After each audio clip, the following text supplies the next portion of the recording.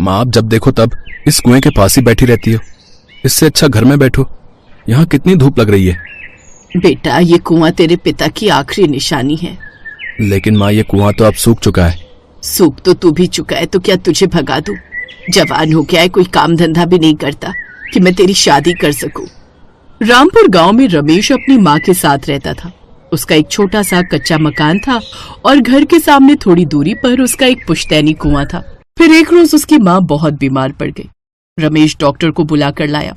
Doctor ने उसकी माँ की जांच की और कहा, गर्मी बहुत हो रही है, इन्हें डायरिया हो गया है, हीमोग्लोबिन भी कम हो चुका है और ब्लड प्रेशर भी बहुत कम है। कम से कम 15 दिन लगातार इनका इलाज करना होगा, तभी ये ठीक होंगी। और इलाज अभी से शुरू करना होगा, वरना कुछ भी हो सकता है। डॉक्टर साहब, 15 दिन की दवाइयों में कितना खर्चा आ जाएगा? देखिए, कम से कम 20,000 का खर्चा तो हो ही जाएगा। डॉक्टर साहब, आप मेरी माँ का इलाज कीजिए, पैसों का इंतजाम मैं कर लूंगा। ठीक है, तो जब पैसों का इंतजाम हो जाए तो अपनी माँ को लेकर मेरे क्लिनिक पर आ जाना। इतना बोलकर डॉक्टर साहब वहां से चले गए। रमेश सीधा भागता हुआ गांव के सरपंच जी के पास पहुंचा। सरपंच जी, मेरी माँ की हालत बहुत खराब है। अगर तुरंत उनका इलाज शुरू न किया गया तो मेरी माँ भी पिताजी की तरह मुझे छोड़कर चली जाएगी। मुझे 20,000 उधार दे दीजिए। अरे रमेश, 20 क्या, मैं तुम्हें 40,000 देता हूँ, ये लो। सरपंच जी अंदर गए और 40,000 रुपए लाकर उसे दे दिए। रमेश बड़ा अचंभित हुआ और खुश भी। रमेश खुशी खुशी वहां से चला गया। इधर सरपंच की बीवी ये सब दूर से देख रही थी। रमेश के जाने के बाद वो सरपंच के पास आई। सरपंच जी, आप तो बिना वजह किसी को 1 रुपया तक नहीं देते, पर आपने उसे 20 की जगह 40,000 दे दिए। ये बात कुछ हजम नहीं हुई। सही कह रही हो, मैंने बेवजह उसे इतनी बड़ी रकम नहीं दी। मुझे पता है कि वो मेरे पैसे वापस नहीं कर पाएगा। इसके बदले में मैं उससे कुछ छीन लूंगा। वहीं दूसरी तरफ रमेश तुरंत अपनी माँ को क्लिनिक पर लेकर गया और उसका इलाज शुरू हो गया। 15 दिन में उसकी माँ पूरी तरह से स्वस्थ हो गई। तभी वहां पर सरपंच जी भी आ गए। रमेश, अब तो तुम्हारी माँ ठीक हो चुकी है, अब मेरे पैसे मुझे ब्याज सहित वापस कर दो। ये सुनकर रमेश के पैरों तले जमीन खिसक गई। सरपंच जी, ये आप क्या कह रहे हैं? ब्याज की तो कोई बात ही नहीं हुई थी और ना ही कोई समय बताया था आपने। देखो भाई, अगर तुम अभी पैसे नहीं दे सकते तो अपना पुश्तैनी कुआं मेरे नाम कर दो। फिर सरपंच जी, वो कुआं मेरा पुश्तैनी कुआं है, उसे मैं आपको नहीं दे सकती। धीरे धीरे करके हम आपका पैसा दे देंगे। तुम जैसे गरीबों की यही दिक्कत है। एक तो वक्त पर मैंने तुम्हारी मदद की और जब अपना ही पैसा मांग रहा हूं तो नौटंकी कर रहे हो। या तो पैसे दो या वो कुआं इसी वक्त मेरे नाम कर दो, वरना अभी मैं पुलिस को बुलाऊंगा। सरपंच जी, आप पुलिस को मत बुलाइए, मैं वो कुआं आपके नाम करने को तैयार हूँ। तो इस तरह ना चाहते हुए भी रमेश और उसकी माँ ने अपना पुश्तैनी कुआं सरपंच के नाम कर दिया। अगली सुबह जब रमेश अपने घर से बाहर निकला तो देखा उस कुएं के पास पूरा गांव इकट्ठा था। सरपंच गांव वालों को कुछ बता रहा था। गांव वालों, ये कुआं कोई साधारण कुआं नहीं है, इसमें देवताओं का वास है। इस कुएं के जरिए स्वयं भगवान मुझसे बात करते हैं। वो आप लोगों को सुनाई नहीं देगा क्योंकि उनकी डोर इस कुएं के जरिए सिर्फ मुझसे जुड़ी हुई है। सरपंच जी, हम कैसे मान लें कि भगवान इस कुएं के जरिए आपसे बात करते हैं? कैसे मान लें? रुको, अभी एक चमत्कार करके दिखाता हूँ। सरपंच ने खाली बाल्टी कुएं के अंदर डाली और थोड़ी देर बाद वो बाल्टी ऊपर खींच ली। अब वो बाल्टी खिचड़ी से भरी हुई थी। गांव वाले ये देखकर दंग रह गए। रमेश भी ये सब देखकर हैरान हो रहा था। ये सरपंच तो मेरे कुएं के जरिए लोगों को बेवकूफ बना रहा है। आगे देखता हूँ ये क्या करता है। अरे सरपंच जी, ये तो कमाल हो गया। सरपंच ने वो खिचड़ी सभी गांव वालों को बांट दी।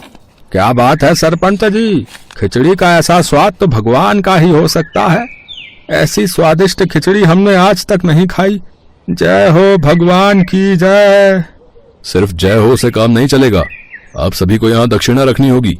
हर सुबह आप लोगों को भगवान का प्रसाद मिलेगा और प्रसाद खाने के बाद आपकी जो भी मनोकामना होगी वो पूरी हो जाएगी। तो अब समझ में आया कि इस सरपंच ने मुझे 2 गुना पैसे ये कुआं हासिल करने के लिए दिए थे। बेचारे भोले भाले गांव वालों को लूटना चालू कर दिया इसने।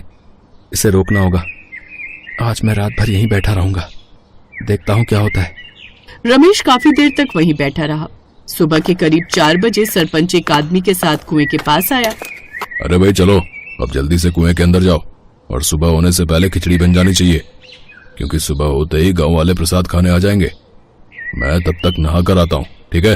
ठीक है सरपंच जी। तो अब समझ में आया, एक हलवाई पहले से ही कुएं के अंदर खिचड़ी बनाकर रख लेता है। खैर रमेश वहां से चला आया। सुबह होते ही सारे गांव वाले इकट्ठा हुए। सरपंच ने बाल्टी अंदर डाली और खिचड़ी बाहर आ गई। सभी लोग फिर से उसे दक्षिणा देने लगे। जब सरपंच और सारे लोग वहां से चले गए, उसके बाद रमेश कुछ गांव वालों से मिला। क्या आप लोग जानना चाहते हैं कि कुएं के अंदर से खिचड़ी कैसे निकल आती है? अरे कैसी बातें कर रहे हो रमेश, हैं? भगवान खुद हमें प्रसाद भेजते हैं और क्या। लेकिन पहले भगवान वो खिचड़ी बनाते भी तो होंगे। तो जब भगवान खिचड़ी बना रहे होते हैं, वो दृश्य मैं आप लोगों को दिखाना चाहता हूँ। कल सुबह 3 बजे आप सब मेरे घर आ जाना, जिसको भी वो दृश्य देखना हो। अगली सुबह गांव के लोग रमेश के घर आ गए। रमेश ने सारा दृश्य गांव वालों को दिखा दिया। गांव वाले ये सब देखकर क्रोधित हो उठे। अरे इसका मतलब ये सरपंच हमें बेवकूफ बना रहा था भाई। अरे सुबह होने तो बताता हूँ।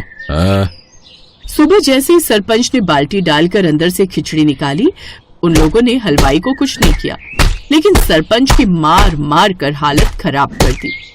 हाँ भाई, तो इतने दिनों से हम गाँव वालों को बेवकूफ बना के लूट रहा था। ये कुआं रमेश बेटे को वापस कर दे, वरना तेरी हड्डी बसली तोड़ देंगे हम लोग, बता रहे हैं। अब मुझे माफ कर दीजिए, मेरे अंदर लालच आ गया था। अब मैं ये कुआं रमेश और उसकी माँ को वापस करता हूँ। सरपंच रमेश को कुआं वापस करके वहां से भाग गया। इसके बाद हलवाई सबके सामने हाथ जोड़ने लगा। गांव वालों मुझे माफ कर दीजिए, मैं तो बस पैसे के लिए ये सब कर रहा था। नहीं, इसमें तुम्हारी कोई गलती नहीं है। तुम तो बहुत अच्छी खिचड़ी बना लेते हो। मैं खिचड़ी के अलावा और भी बहुत सारी चीजें बना लेता हूँ, जैसे मटर पनीर, राजमा चावल, छोले कुलचे। रमेश बेटा, इस चमत्कारी कुएं की चर्चा दूर दूर तक हो गई है। तुम अब इस कुएं में जो है अपना ढाबा चालू कर दो। वैसे भी तुम्हें कोई ना कोई काम तो करना ही था, है? उसी दिन रमेश ने उस कुएं को बहुत अच्छा सजा दिया और उसी कुएं में ढाबा खोल दिया। तो इस तरह रमेश अब खूब पैसे कमाने लगा। कुछ दिनों बाद उसकी धूमधाम से शादी भी हो गई।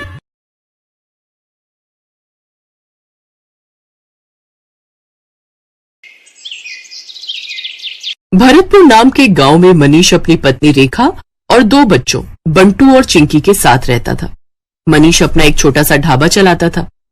मनीष बड़ा ही लजीज खाना बनाकर बेचता था, जिससे उसका ढाबा ठीक ठाक चलता था। वाह यार मनीष, क्या लाजवाब खाना है। तुझे पता है, इतना स्वादिष्ट पालक पनीर मेरी माँ भी बनाया करती थी यार। सच में मनीष भाई, मजा आ रहा है। उसके ढाबे पर उसके गांव के और आसपास के गांव के लोग खाना खाने आते रहते थे। लेकिन अब जुलाई का महीना शुरू हो चुका था। उसका ढाबा कच्चा बना हुआ था, जिस कारण बरसात के समय में वहां पानी टपकना शुरू हो जाता था और इसलिए बरसात में उसका धंधा मंदा पड़ जाता था। उसके ढाबे पर कम ग्राहक आने लगते हैं। बाहर बारिश जोरों पर थी। हे भगवान, पिछले 2 हफ्ते से बहुत ही कम ग्राहक आए हैं ढाबे पर। अगर ऐसे ही चलता रहा तो कैसे काम चलेगा? कहीं ऐसा ना हो कि फिर मुझे अपना ढाबा बंद करना पड़े। आप चिंता मत कीजिए जी, ऊपर वाला सब ठीक कर देगा। बारिश में लोगों को आने में थोड़ी दिक्कत तो होती ही है, ऊपर से ढाबे में पानी भी टपकता है, शायद इसलिए। अच्छा चलिए, आज मैं भी आपके साथ चलती हूँ ढाबे पर। वो दोनों ढाबे पर चले जाते हैं। उस रोज भी खाना बनाते हैं, लेकिन उस रोज भी बारिश के चलते कोई नहीं आता।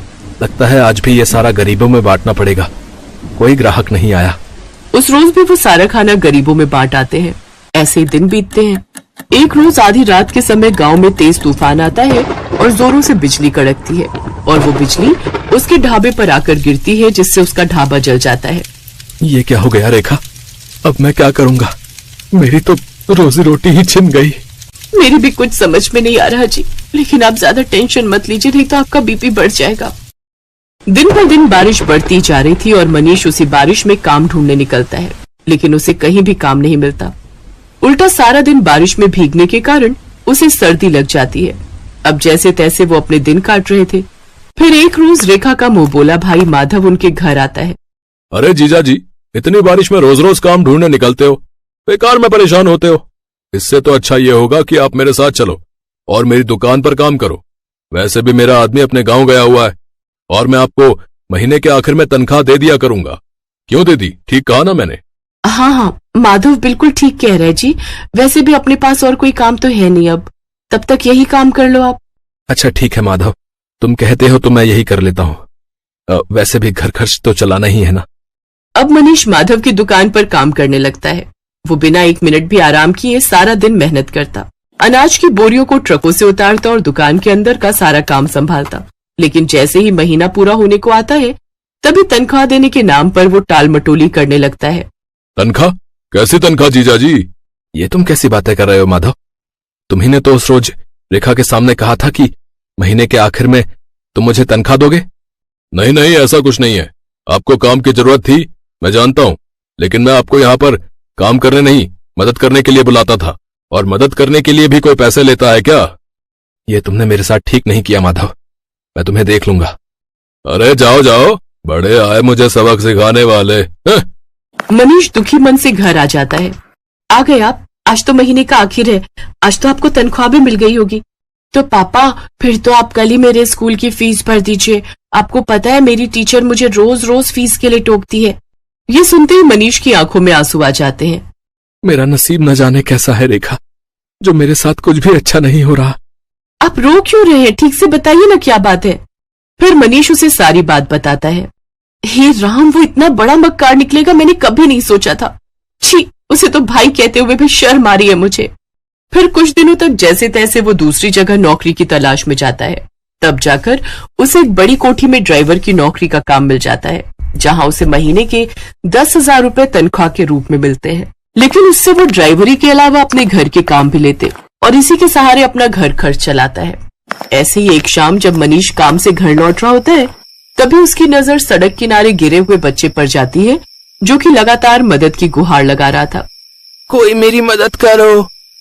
ये तो किसी बच्चे की आवाज आ रही है। मनीष जल्दी से उसे पास के डॉक्टर के पास ले जाता है और उसका इलाज करवाता है। एक जमींदार का बेटा होने के बावजूद भी किसी ने मेरी जान नहीं बचाई, क्योंकि शायद कोई भी रोड एक्सीडेंट के लफड़े में नहीं पड़ना चाहता। लेकिन आपने बिना कुछ सोचे समझे मेरी जान बचाई। आपका बहुत बहुत धन्यवाद मनीष काका। अरे इसमें धन्यवाद कैसा? तेरी जगह अगर मेरा बेटा होता तो क्या मैं उसकी जान नहीं बचाता? उधर जैसे ये बात जमींदार को पता चली, वो दौड़ा दौड़ा आया और उसने वीरेन को गले से लगा लिया। तेरा बहुत बहुत शुक्रिया मनीष। अगर आज तू ना होता तो पता नहीं मेरे बेटे का क्या होता। ये ले मनीष, इसे मेरी तरफ से इनाम समझ कर रख ले। ये आप क्या कह रहे हैं जमींदार साहब? मुझे इन पैसों की कोई जरूरत नहीं है। रख लो मनीष, तुमने मेरे जान से प्यारे बेटे को बचाया है, तो उसके आगे तो ये सब कुछ भी नहीं है। मनीष जब घर आकर देखता है तो वो पूरे 5 लाख रुपए होते हैं। ये देख वो बहुत खुश होता है। अब वो जल्द ही सड़क किनारे अपनी जमीन पर खुद का पक्का ढाबा खोल लेता है। सड़क किनारे होने से अब उसकी और भी ज्यादा कमाई होने लगती है। अब बरसात में न तो उसके ढाबे की छत टपकती और न ही ग्राहकों की कमी होती, क्योंकि गाड़ियों में घूमने निकले लोग उसके ढाबे पर ही अपनी गाड़ी रोकते और लजीज लजीज खाना खाकर बारिश के मजे लेते। अब मनीष अपनी पत्नी और बच्चों के साथ खुशी खुशी रहता।